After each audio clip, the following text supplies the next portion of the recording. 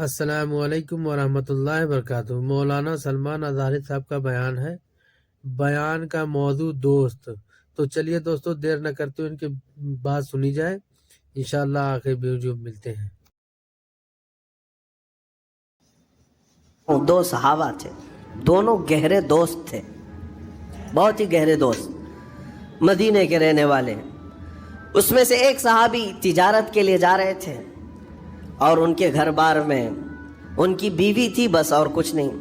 تو اپنے دوست سے کہا کہ میں جا رہا ہوں، مجھے آنے میں تاخیر ہو سکتی ہے، میرے گھر پر اگر کبھی سودا سلف لانے کی ضرورت پیش آئی تو میری بیوی کو یہ پہنچا دینا، ساز و سامان۔ یہ کہہ کر کے وہ تجارت پہ چلے گئے۔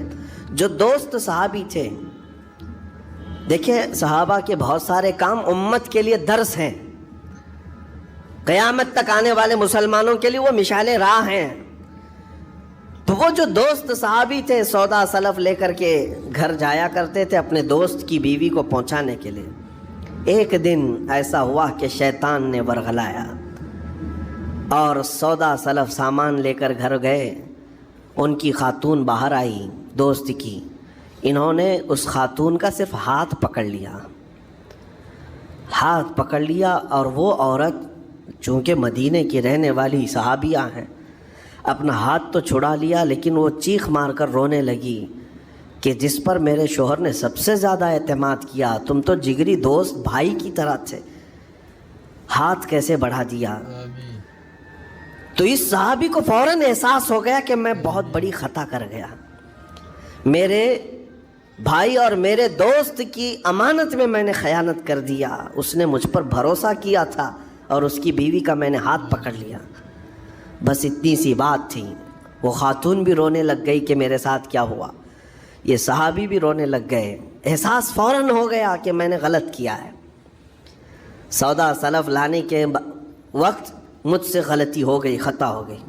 اب اس خطا کی وجہ سے وہ کرتے کیا، ان کو تو ڈر یہ تھا کہ میں اپنے دوست کو منہ دکھانے کے بھی قابل نہیں، اور نہ ہی میں یہ چیز کسی کے سامنے ذکر کر سکتا ہوں، کیا کروں۔ تو مدینہ چھوڑ کر کے چلے گئے پہاڑیوں میں، اور بغیر کھانا پانی سب کچھ بھی نہیں تھا، پہاڑیوں کے بیچوں بیچ رہنے لگے، اور صرف روتے تھے اور گر جاتے تھے، اور کمزوری آ گئی جسم میں، اٹھنے پھرنے کی بھی طاقت نہیں تھی۔ اب وہ دوست ان کے صحابی تجارت سے واپس آئے، گھر میں آتے ہی ان کی خاتون نے بتا دیا کیا معاملہ پیش آیا۔ وہ بہت جلال میں آئے اور کہا کہ میرا دل ٹوٹ گیا، آج میری کمر ٹوٹ گئی، جس کے ساتھ ہم نے پوری زندگی بتائی آج اس نے میری عورت کے ساتھ ایسا کیسے کیا۔ بہرحال انسان ہے، خطا ہوتی ہے، انسان ہے، بھولنا اور خطا کرنا اس کی عادت ہے۔ اب ان کو دل میں تو بہت تکلیف ہوئی، کروں کیا، لیکن وہ صحابی تھے، انہوں نے کہا یہ معاملہ سیدھے حضور پاک کی بارگاہ میں رکھتا ہوں، کہا کہ میں سزا دوں گا یا پھر جو ہے ان کے لیے جو قرار واقعی چیز ہوگی وہ دلا کر رہوں گا۔ بارگاہ مصطفیٰ صلی اللہ تعالیٰ علیہ وسلم میں تشریف لائے، عرض کیا کہ آقا ایسا ایسا ہو گیا، میرے معتمد ساتھی نے میرے گھر میں ایسا معاملہ کر دیا۔ نبی پاک صلی اللہ تعالیٰ علیہ وسلم غمگین ہو گئے کہ ان دونوں کے درمیان ایسا کیسے ہو گیا۔ پھر تھوڑی دیر کے بعد رحمت عالم صلی اللہ علیہ وسلم جو غیب داں نبی ہیں، ہر چیز کو جانتے بلکہ اپنے امتیوں کے احوال سے باخبر رسول ہیں، نبی پاک صلی اللہ تعالیٰ علیہ وسلم اپنے اس غریب صحابی کے حالات معلوم کیے، پتہ چلا کہ وہ تو گھر بھی چھوڑ دیا، مدینے بھی چھوڑ دیا، پہاڑیوں میں جا کر کے پناہ لے کر کے اکیلا تنہا رہ رہا ہے۔ اللہ کے نبی صلی اللہ تعالیٰ علیہ وسلم اپنے اس غریب امتی صحابی کے حالات معلوم کرنے کے بعد اللہ کریم کی بارگاہ میں عرض کرتے ہیں کہ مولا تو فیصلہ سنا دے۔ اللہ تعالیٰ نے آیت نازل فرمائی، جو آیت میں نے آج آپ کے سامنے تلاوت کیا۔ اللہ تعالیٰ فرماتا ہے والذین اذا فعلوا فاحشۃ او ظلموا انفسهم، جن لوگوں نے گناہ کر لیا یا اپنی جان پر ظلم کیا ہے، پھر ذکروا اللہ فاستغفروا لذنوبہم، اللہ کو پھر جلدی یاد کر لیا اور توبہ کر لیا، رب تعالیٰ فرماتا وَمَن يَغْفِرُ الذُّنُوبَ إِلَّا اللَّهُ، محبوب بتاؤ اللہ کے سوا کون ہے گناہوں کی بخشش کرنے والا؟ اللہ تعالیٰ ان کے گناہوں کو معاف کر دیتا ہے جو فوراً اپنے گناہ کے بعد یاد کر لیتے ہیں کہ مجھ سے خطا ہوئی ہے۔ رسول کریم صلی اللہ تعالیٰ علیہ وسلم نے اس صحابی کو بتایا تیرے بھائی سے بھول ہوئی، خطا ہوئی، لیکن رحمان نے اس کی بخشش کا مصداق قرآن میں سنا دیا کہ وہ باز آ گیا اور توبہ کر رہا ہے، لہٰذا تیرے لیے بھی یہ زیب نہیں دیتا کہ تو اب کوئی انتقام لے، تو اپنے دل سے معاف کر۔ یہ صحابی تھے، اللہ کے نبی صلی اللہ علیہ وسلم کے پروردہ تھے، نفسانیت اور خواہشات کے نہیں۔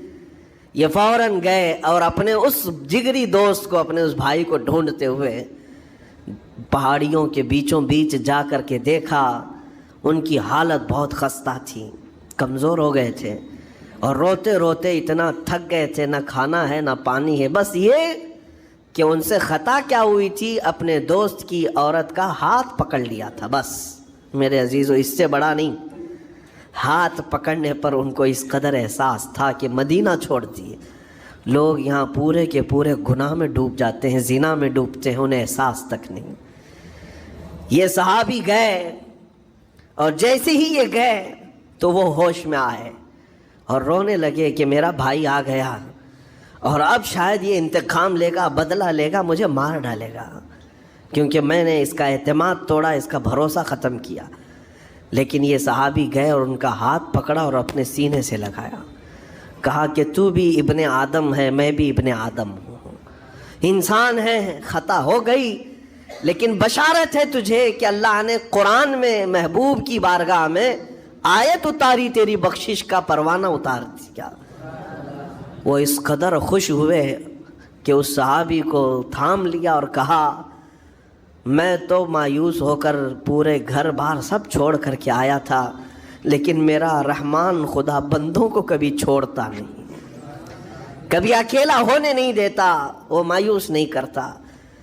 میرے عزیزو، آج ہمارے پاس وقت ہے، جب ٹھوکر کھائیں تو فوراً احساس ہو جائے، جب غلطی ہو جائے۔ غلطیاں کس سے نہیں ہوتی؟ گناہ سب سے ہوتے ہیں، اور اسی لیے میرے آقا صلی اللہ علیہ وسلم ارشاد فرماتے ان بنی آدم خطاؤن وخیر الخطائین التوابون، آدم کی ساری اولاد خطا کرتی ہے، یعنی آدمی سب خطا کرتے ہیں، لیکن بہترین خطا کرنے والا وہ ہے جو خطا کرتے ہی توبہ کر لیتا ہے، توبہ کر لیتا ہے۔ کوئی رات تمہاری ایسی نہ ہو کہ بغیر توبہ کے سو جاؤ، کوئی صبح ایسی نہ ہو آپ کی جو اللہ تعالیٰ کی بارگاہ میں استغفار کر کے نہ شروع کرو۔ ہر دن توبہ کرو، ہر دن اللہ کریم کی بارگاہ میں استغفار کرو۔ ماشاء اللہ، بہت ہی پیارا بیان تھا دوستوں۔ ہماری ویڈیو کو لائک کریں، سبسکرائب کریں، انشاءاللہ پھر کسی دوسری ویڈیو میں ملاقات ہوگی، تب تک کے لیے اللہ حافظ۔